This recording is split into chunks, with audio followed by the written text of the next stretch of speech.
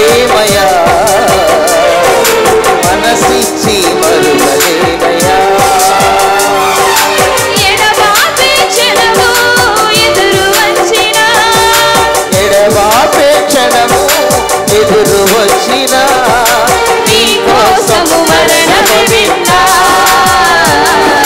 మధురం నీ ప్రేమయా మనసిచ్చి మరువలేనయా. మధురం నీ ప్రేమయా మనసిచ్చి మరువలేనయా. దేవునికి స్తోత్రం.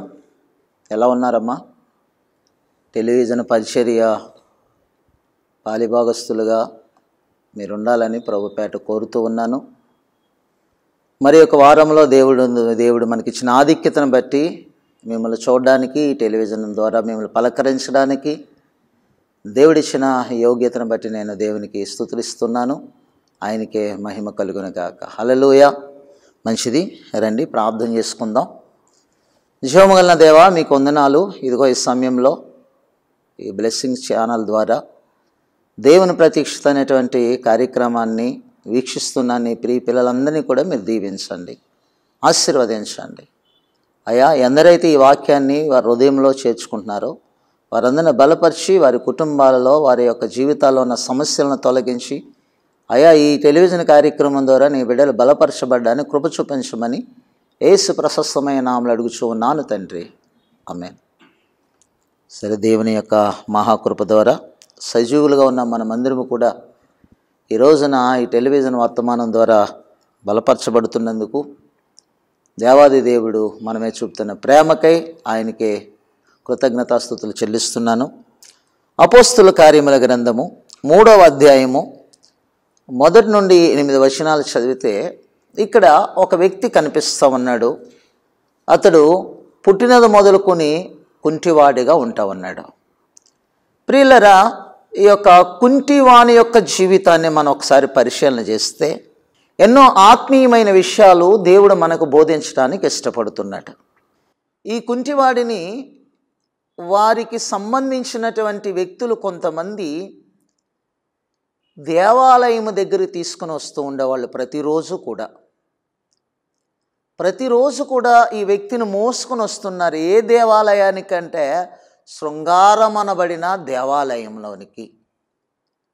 శృంగారమనబడిన దేవాలయంలోనికి ఆరాధిస్తున్న వారందరూ వస్తూ ఉంటే, వారు లోనికి వెళుతూ ఉంటే, ఇక్కడ ఒక వ్యక్తి మాత్రము ఆ శృంగారమనబడిన దేవాలయం దగ్గరికి నడిపించబడుతున్నాడు, అనగా మోసుకొని వస్తూ ఉన్నారు. ప్రియులారా,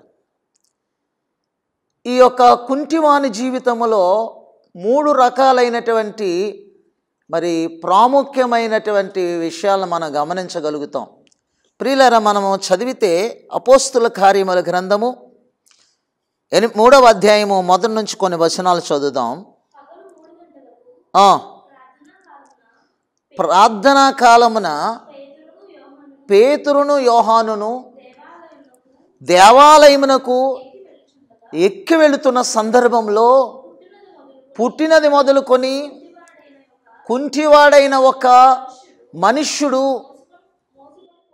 మోసుకొని పోబడుచు ఉన్నాడు. ప్రియులరా, ఇక్కడ మనం చూసినట్లయితే ఈ యొక్క వ్యక్తి యొక్క ఇబ్బందులు, లేకపోతే ఈ యొక్క వ్యక్తి యొక్క జీవితంలో ఎదుర్కొంటున్నటువంటి మరి ఆ యొక్క విషయాలు మనం గమనించినట్లయితే, ఇక్కడ పేతురు యోహానులు శృంగారమనబడిన దేవాలయంలోకి వస్తున్నప్పుడు ఒక కుంటివాడు ప్రతిరోజు దేవాలయం యొద్దకు మోసుకొని రాబడుతున్నాడు. ఇతడు కుంటివాడు దేవాలయమునకు మోసుకొని రాబడేటువంటి వ్యక్తిగా ఉంటా ఉన్నాడు. ఈ కుంటివాడు భిక్షం అడుగుకొనడానికి దేవాలయంలోనికి వెళ్ళే వారిని భిక్షం అడుగుకొనడానికి మోసుకుని రాబడి వ్యక్తిగా కనిపిస్తూ ఉన్నాడు. చదవండి ఆ మాట.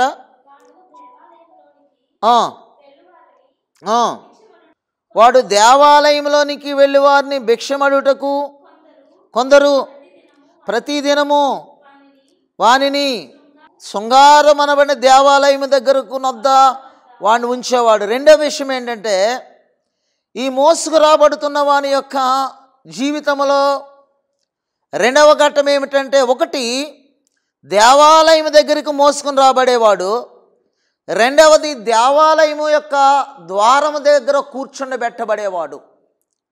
మూడవదిగా చూసినట్లయితే చదవండి, పేతురును యోహానును దేవాలయంలో ప్రవేశించబోతున్నప్పుడు వాడు చూచి భిక్షమడుగగా పేతురును యోహానును వానిని తేరి చూచి మా తట్టు చూడమనిది.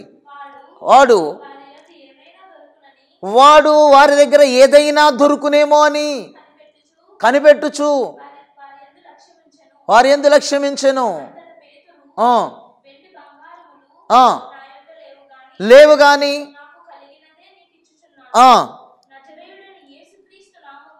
ఇతని యొక్క జీవితం ఏమిటంటే, మూడవదిగా అక్కడ మనం చదివినప్పుడు దేవాలయంలోనికి ప్రవేశించిన వారిని భిక్షమడుక్కునేవాడు. ఇతని యొక్క కుంటితనములో ఉన్నటువంటి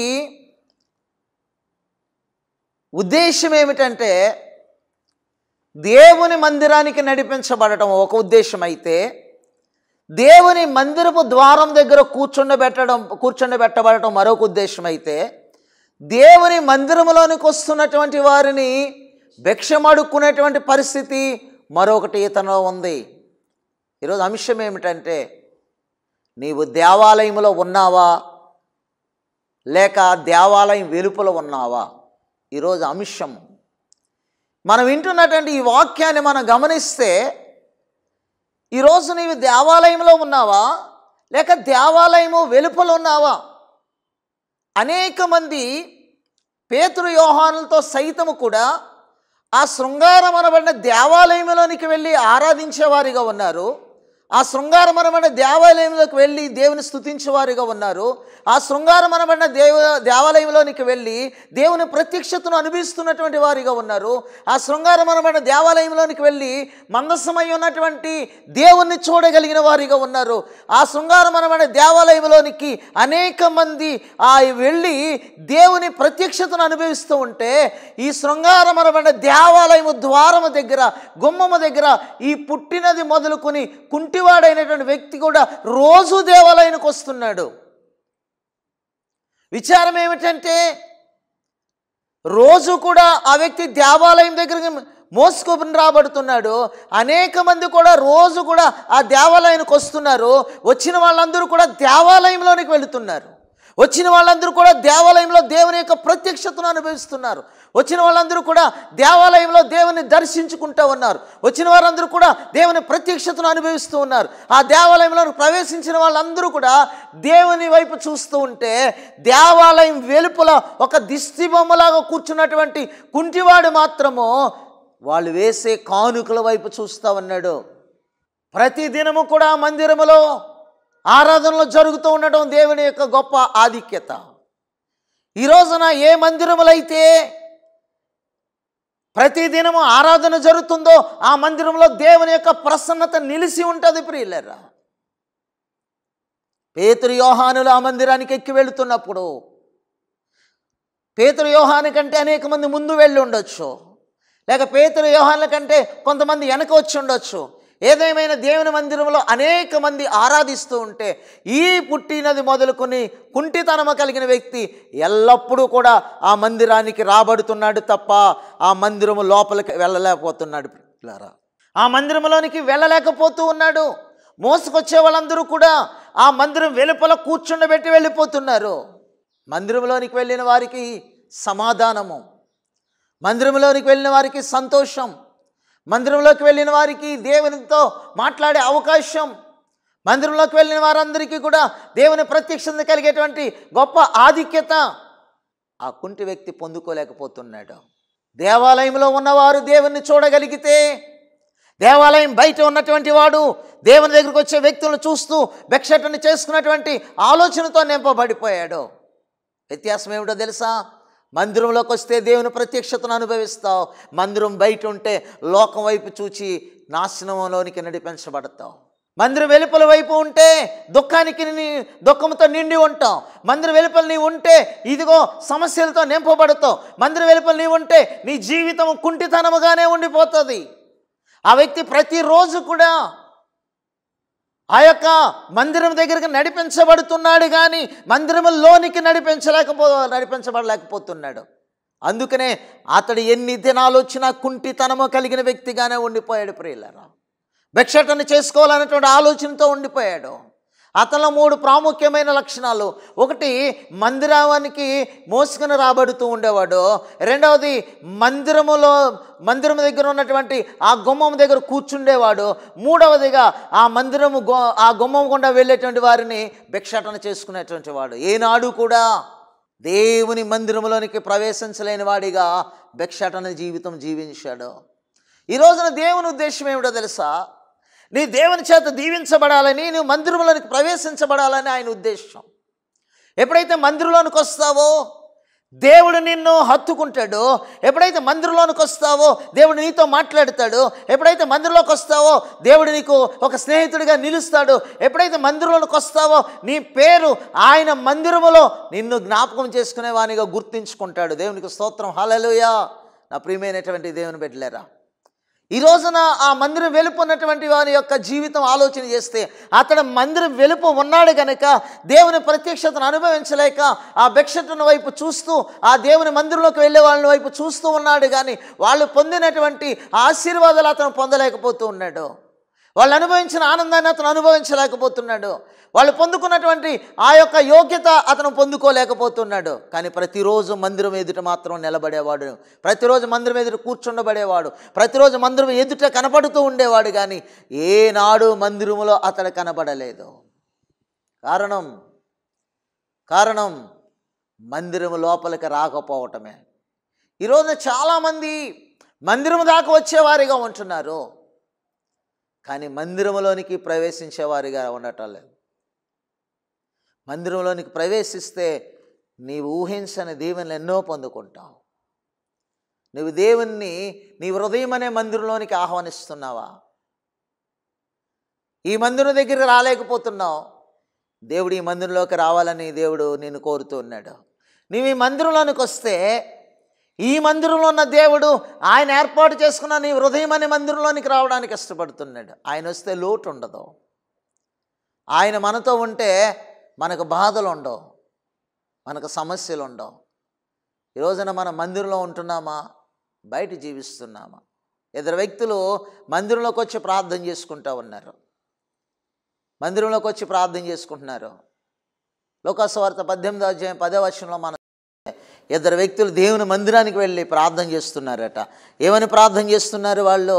ఇదిగో అయ్యా, సొంకర్ అనేటువంటి వ్యక్తి ఒక ఆయన మందిరంలోకి వెళ్ళాడు, పరిసయ్యుడు అనేటువంటి వ్యక్తి ఒక ఆయన మందిరంలోకి కూడా వెళ్ళాడు. వెళ్ళి వాళ్ళిద్దరూ ఎలా ప్రార్థన చేస్తున్నారో చూడండి. ఎలా ప్రార్థన చేస్తున్నారు? లోకాసువార్త 18వ అధ్యాయం 10వ వచనం. ప్రార్థన చేయుటకై 2 మనుష్యులు మందిరంలోనికి, దేవాలయమునకు ప్రార్థన చేయడానికి 2 వెళ్ళారు. వారిలో ఒకడు పరిసయ్యుడు, ఒకటి సొంకరి. పరిసయ్యుడు నిలబడి, దేవా నేను చోరులను, అన్యాయస్తులను, వ్యభిచారులను, ఇతర మనుషుల వలనైనా నన్ను ఉంచనందుకు, ఇదిగో నా ప్రక్కన ప్రార్థన చేయడానికి వచ్చిన సొంకరు వలనైనను ఉంచనందుకు నీకు కృతజ్ఞతాస్తుతులు చెల్లించుచున్నాను. ఇక నేను అంతేకాదయ్యా, వారానికి 2 మార్లు నేనేం చేస్తున్నాను? ఉపవాసం కూడా ఉంటున్నానయ్యా. ఇగో నా సంపాదన, నాకు వచ్చేటువంటి రాబడి అంతటిలో 10వ భాగమును, 10వ భాగము నేను నీకు ఇస్తున్నానయ్యా. తనలో తాను ఏం చేస్తున్నాడు? మందిరంలో ప్రార్థన చేస్తున్నాడట. ఏ రకమైన ప్రార్థన చేస్తున్నాడు? తన డాంబికమైన జీవితాన్ని హెచ్చించుకుంటూ ప్రార్థన చేస్తున్నాడు. అయ్యా, ఇదిగో నేను అన్యాయస్తుల వలనైనను, చోరుల వలనైనను, దొంగల వలనైనా, వ్యభిచారుల వలనైనను నన్ను ఉంచనందుకు నీకు కృతజ్ఞతాస్తుతులు చెల్లిస్తున్నాను అని అంటూ, ఇదిగో నా ప్రక్కన ఉన్నాడే, నాతో ప్రార్థన చేయడానికి నా పక్కన మందిరంలోకి వచ్చాడే, ఈ సొంకర వలనైనా నన్ను ఉంచినందుకు నీకు స్తోత్రాలయ్యా. అంతేకాదయ్యా, నేను వారానికి అందరూ ఒక మారు ఉపవాసం ఉంటే నేను 2 మార్లు ఉపవాసం ఉంటున్నాను అని చెప్తున్నాడు. చాలామంది ఉపవాసం ఉంటారు, డ్యూటీకి వెళ్తారు. ఉపవాసం ఉంటే మందిరంలో ప్రార్థన చేయాలి. ఉపవాసం ఉంటే ఉద్యోగంలో గడపడం కాదు ఉపవాసం.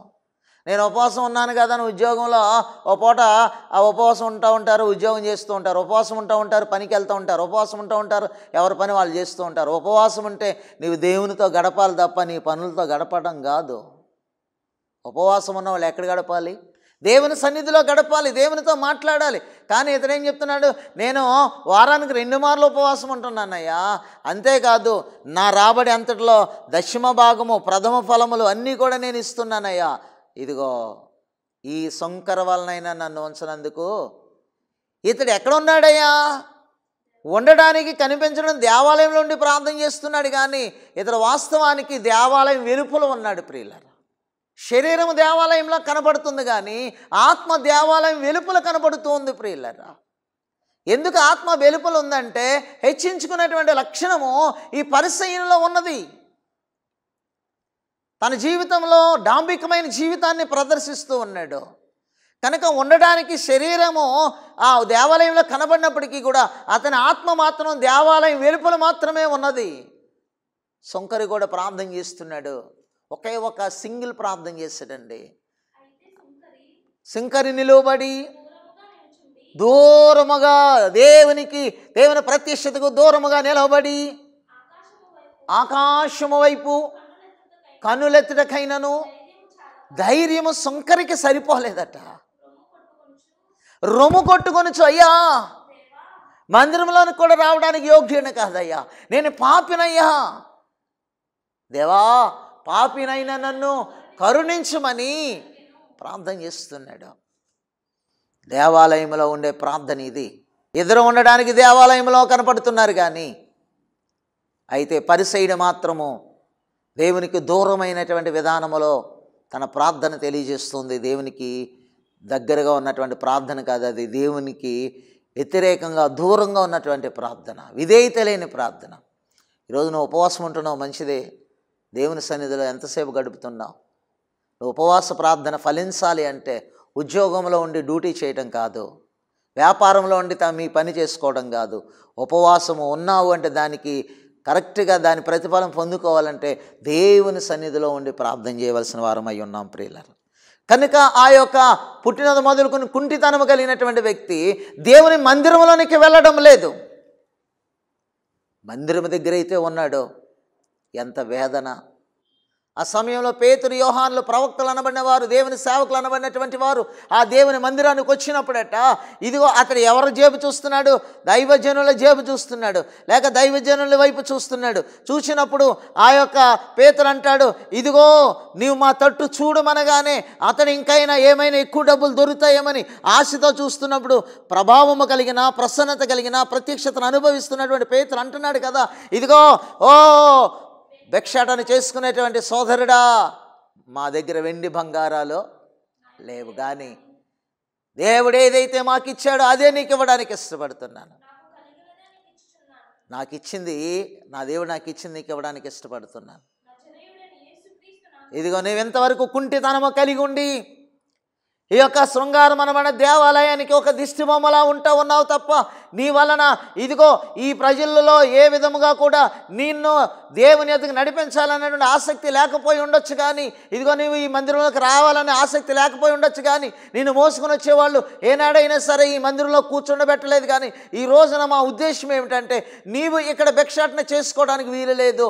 ఇదిగో దేవుడు నీకు ధారాళముగా ఆశీర్వాదాలు కుమ్మరించనై ఉన్నాడు కనుక నీవు లేచి నడిచి దేవుని యొద్దకు రాని పేతురట అతన్ని పట్టుకుని లేవనెత్తాడట. ప్రియులారా, లేవనెత్తినప్పుడు అతడు దిగ్గున లేచాడు.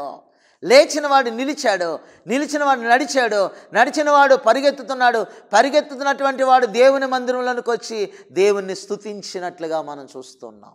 కుంటితనం లేదేక. ఎప్పుడైతే పేతురు తనను తాకి ఉన్నాడో, ఎప్పుడైతే పేతురు మాట్లాడాడో, ఎప్పుడైతే ఆ వ్యక్తితో దేవుని యొక్క దాసుడైన పేతురు మాట్లాడుతున్నాడో అప్పుడే అతను కుంటితనం దూరం అయిపోయింది. దేవునికి స్తోత్రం కలుగునగాక. దైవజనుడు నీతో మాట్లాడాలని దేవుడు అనుకుంటున్నాడు. దైవజనుడి ద్వారా దేవుడు నీతో మాట్లాడించాలనుకుంటున్నాడు. ఇదిగో ఆ యొక్క ఎముకల లోయలోనికి ఆ యొక్క వ్యక్తిని తన దాసుని తీసుకుని వెళ్ళాడు. తీసుకుని వెళ్ళి నేను చెప్పినది నువ్వు చెప్పు అంటున్నాడు. ఆ ఎముకల లోయలోనికి యెహెజ్కేలును తీసుకుని వెళ్ళినప్పుడు యెహెజ్కేలుతో అంటున్నాడు దేవుడు, ఇదిగో యెహెజ్కేలు, ఈ యొక్క మరి లోయలో ఉన్నటువంటి ఎండిపోయిన ఎముకలు బ్రతకగలవా? యెహెజ్కేలు అంటున్నాడు, అది నీకే తెలుసు కదా ప్రభువా, అయితే చెప్పు, నా మాటగా చెప్పు, బతకాలని చెప్పు, వీటి మీదకి మాంసం రావాలని చెప్పు, వీటి మీదకి నరాలు రావాలని చెప్పు, వీటి మీదకి చర్మం రావాలని చెప్పు, వీటిలో దేవుని జీవాత్మ రావాలని చెప్పు అన్నాడు. దైవజనుడు నోట మాట్లాడేటువంటి మాటకి దేవుడు కార్యం చేస్తాడు. ఈరోజున ఒకవేళ కృంగిపోయి ఉన్నావేమో, ఈ టెలివిజన్కి ఎదురు కూర్చుని ఉన్నావేమో, ఒకవేళ ఈ వాక్యము ద్వారా దేవుడు నాతో ఏం మాట్లాడినయ్యి ఉన్నాడని ఆలోచన చేస్తున్నావేమో, దేవుడు నీతో మాట్లాడుతున్నాడు. ఈ రోజున దేవుడు మాట్లాడుతున్న మాట ఏమిటో తెలుసు, నీవు దేవాలయంలోనికి రావాలి అనగా నీవు దేవుని ఇంటిలోనికి రావాలి, దేవుని ప్రత్యక్షతను అనుభవించాలి, దేవుని యొక్క కృపను పొందుకోవాలి. కాబట్టి దేవుడు మాట్లాడుతున్న మాట ఏమిటంటే, ఈరోజు దేవుడు నీతో సూటిగా మాట్లాడుతున్నాడు. ఆయన మాట్లాడే మాట ఏంటంటే, దేవాలయం వెలుపల ఉన్నావు కదా, ఇప్పటివరకు నీ సమస్యను బట్టి దేవాలయం వెలుపల ఉన్నావు. ఇప్పుడు నువ్వు ఎక్కడికి రావాలో తెలుసా? దేవాలయంలోనికి రావాలి ప్రియులారా. ఎక్కడికి రావాలి? దేవాలయంలోనికి. పుట్టినది మొదలుకునేటువంటి వ్యక్తి ఇదిగో తన ఎన్ని సంవత్సరాలు వయసు ఉన్నప్పటికీ కూడా ఏనాడు దేవాలయంలోనికి ఎవరు తీసుకొని రాలేదు. ఈరోజున దేవుడు నిన్ను తీసుకురావడానికి నీతో ఒక మంచి సందేశాన్ని ఇస్తున్నాడు. నిన్ను ఇష్టపడి నీతో మాట్లాడుతున్నాడు. ఎంతకాలం వెలుపల ఉంటావు? ప్రియ దేవుని సంగమా, సోదరి సోదరుడా, ఇదిగో దేవాలయం వెలుపల ఉన్నావా? వద్దు. దేవాలయంలోనికి వస్తే ఆయనను చూడగలిగిన ఆధిక్యత, ఆయన ప్రత్యక్షతను అనుభవించగలిగిన ఆధిక్యత, ఆయనతో ముఖాముఖిగా మాట్లాడగలిగిన దర్శనం ఈరోజు ప్రభువు నీకు ఇవ్వడానికి ఇష్టపడుతున్నాడు. ఆ యొక్క భిక్షగాని వలె ఒకవేళ నువ్వు లోనికి రాలేకుండా ఉన్నావేమో, ఆ తీసుకొస్తున్నటువంటి వాళ్ళు శ్రేయస్సు కొరకు ఆ వ్యక్తిని ఒక పావుగా వాడుకున్నాడు. ఆ వ్యక్తిని ఆ యొక్క దేవాలయం ఎదుట కూర్చుండబెట్టి వెళ్ళిపోయేవాళ్ళు. వచ్చిన రూపాయలన్నీ వాళ్ళు తీసుకుని జలసా చేస్తూ ఉన్నారు. ఒకవేళ నిన్ను కూడా ఒకవేళ ఈ లోకంలో ఉన్న సాతాను అలా వాడుకుంటున్నాడేమో, నీ ద్వారా ఇతరులు మేలు పొందుకోవడానికి ఇష్టపడుతున్నారేమో. కానీ నీవు దీనస్థితిలో ఉన్నావని దేవుని తెలుసు కనుక ఆయన అంటున్నాడు కదా, కుంటితనము అనేటువంటి సమస్య నుండి నువ్వు దేవుని దగ్గరికి రాలేకపోతున్నావా? ఈరోజున ఆయన కుంటితనం అనే దాన్ని తీసివేస్తాడు. ఒకవేళ వ్యాపారంలో కుంటితనం కలిగి ఉన్నావా, చదువులో కుంటితనం కలిగి ఉన్నావా, ఉద్యోగంలో కుంటితనం కలిగి ఉన్నావా, ఇదిగో నీ యొక్క దైనందిన జీవితంలో నువ్వు చేసేటువంటి పనిలో ఇంకా లోటులో ఉండిపోయావా, ఆర్థికమైన ఇబ్బందులు ఉండిపోయావా, రుణంలో ఉండిపోయావా, ఆ కుంటితనాన్ని దేవుడు తీసివేయడానికి ఇష్టపడుతున్నాడు. ఈ రోజున నువ్వు ఆయన మాట విని లేవగలిగితే, ఆయన మాట విని దేవుని మందిరంలోనికి రాగలిగితే నువ్వు స్వస్థత పొందుకుంటావు. 12 సంవత్సరాల వ్యాధి కలిగినటువంటి స్త్రీ ఆయన మాట విని తానున్న మంచం మీద నుండి తనున్న ఇంటిలో నుంచి బయటకు వచ్చింది కనుకనే ఎన్నో సంవత్సరాల నుంచి అనుభవిస్తున్నటువంటి ఆ భయంకరమైన వ్యాధి యేసు నామములోనే ఆయన మాట వినగానే, ఆయన దగ్గరికి రాగానే, ఆయన వస్త్రపు చెంగు ముట్టగానే ఆమెలో ఉన్నటువంటి ఆ భయంకరమైనటువంటి వ్యాధి తొలగిపోయింది. ఈరోజున ప్రియ దేవుని సంగమా, ప్రియమైన దేవుని బిడ్డ, నీ జీవితంలో ఆ వ్యాధి తొలగిపోవాలి అంటే నువ్వు దేవుని దగ్గరికి రావడానికి ఇష్టపడి ఉండాలి. మందిని దగ్గర కూర్చున్నటువంటి స్థితిలో నీవు ఉన్నావేమో, ఎంతవరకు కూడా బయట ఉన్నటువంటి స్థితి ఉన్నావేమో. లోనికి వస్తావా? లోనికి వస్తే దీవించబడతావు, లోనికి వస్తే ఆశీర్వదించబడతావు, లోనికి వస్తే పరిగెత్తగలుగుతావు, లోనికి వస్తే దేవుని దర్శనాన్ని చూడగలుగుతావు, లోనికి వస్తే నీ యొక్క జీవితంలో దుఃఖమంతా తొలగిపోయి సంతోషంతో గంతులు వేసే కృప ప్రభువు నీకు ఇస్తాడు. అట్టి కృప దేవుడు నీకు కలగ చేయాలని ఈ రోజున దేవుడు నీతో మాట్లాడుతున్నాడు. సోదరి సోదరుడా, వాక్యము నీ హృదయంలో ఉంచుకోవాలని ప్రభు నీతో మాట్లాడుతున్నాడు. దేవుని యొక్క వాక్యము నీలోనికి వెళ్ళాలని దేవుడు ఇష్టపడుతున్నాడు. ఈ రోజున కుంటితనము కలిగినటువంటి స్థితిలో దిగజారిపోయి ఉన్నావేమో, ఒకవేళ పాటలు పాడటంలో కుంటితనము కలిగి ఉన్నావేమో, దేవుని మందిరానికి వెళ్ళడంలో కుంటితనం కలిగి ఉన్నావేమో, ప్రార్థన చేయడంలో కుంటితనం కలిగి ఉన్నావేమో. ఈ రోజున కుంటితనము నీ జీవితాన్నే ఇబ్బందికరంగా మారుస్తుంది. కుంటితనం నీ జీవితంలో దుఃఖాన్ని కలుగు చేస్తుంది. కుంటితనం నేను ఎదగనీయకుండా చేస్తుంది. కుంటితనం నీకు సమాధానం లేకుండా చేస్తుంది. కనుక ఆ కుంటితనాన్ని దేవుడు తీసివేయడానికి దేవుడు తన దాసులను పంపించాడు. తన దాసులైనటువంటి పేతురు అంటాడు కదా, ఇదిగో నాకు కలిగినదే నీకు ఇచ్చుచున్నాను. ఈరోజు నా దేవుని సేవకుడిగా దేవుడు నా నోట ఉంచిన మాట దేవుడు నీకు అందిస్తూ ఉన్నాడు. నీవు నమ్మగలిగితే అది ఏ కుంటితనమైనా సరే దాన్ని విడిచిపెట్టగలగడానికి నువ్వు ముందుకు వస్తే దేవుడు నిన్ను దీవించడానికి ఇష్టపడుతున్నాడు. నీలో ఉన్న కుంటితనం అంతయు తీసివేసి ఆయన నిన్ను ఒక శ్రేష్టమైన వ్యక్తిగా రూపొందించి ఆయన ఉన్నతమైన వ్యక్తిగా నిలబెట్టడానికి ఆయన నిన్ను ఇష్టపడుతున్నాడు. కనుక ఈరోజు నీవు దేవుని ఆలయంలో ఉండాలని ఆయన ఉద్దేశం. ఒకవేళ ఎంతవరకు బయట కూర్చున్నావేమో, దేవుని మందిరానికి వెళ్ళలేని స్థితిలో ఉన్నావేమో, ఈరోజు అయినా దేవుని సన్నిధికి వస్తావా? దేవుడు నిన్ను దీవిస్తాడు. నీవు దేవుని మందిరములో ఒక హన్నా వలె దీవించబడాలని దేవుని ఉద్దేశం. దేవుడి ఇట్టి మాటలు దీవించినగాక. మరి మీ యొక్క ప్రార్థన అవసరతలు మాకు తెలియచేయండి. ఈ స్క్రీన్ మీద కనిపిస్తున్నటువంటి ఫోన్ నెంబర్లు ఫోన్ చేయండి. ప్రభు మిమ్మల్ని ఒకవేళ ప్రేరేపిస్తే గుప్పులు విప్పడానికి ప్రయత్నం చేయండి. పూర్తి వివరాలకు మమ్మల్ని సంప్రదించండి. దేవుడు మిమ్మల్ని దీవించునుగాక. Amen, amen, amen. Thank you very much. నిన్ను చేరాలని ఆశగా ఉన్నది యేసయ్యా,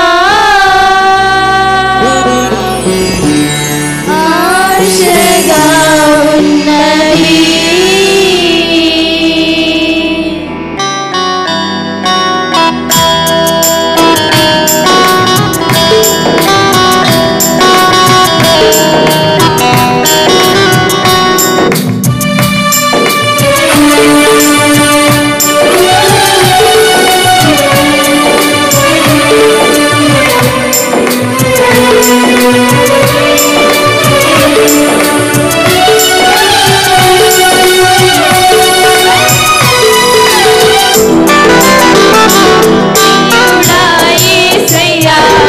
నిన్ను చూడాలని ప్రియుడా యేసయ్యా, నిన్ను చూడాలని, నిన్ను చూడాలని, నిన్ను చేరాలని, నిన్ను చూడాలని, నిన్ను చేరాలని ఆశగా ఉన్నది యేసయ్యా, ఆశగా ఉన్నది,